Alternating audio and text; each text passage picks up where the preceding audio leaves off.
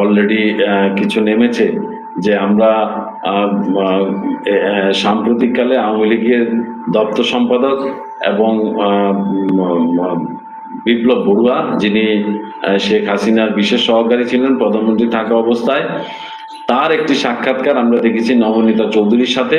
এবং গতকালকে সন্ধ্যায় আমার যে কথোপকথন, সেই জায়গায় আমি নবনীতা চৌধুরী এবং বিপ্লব বড়ুয়ার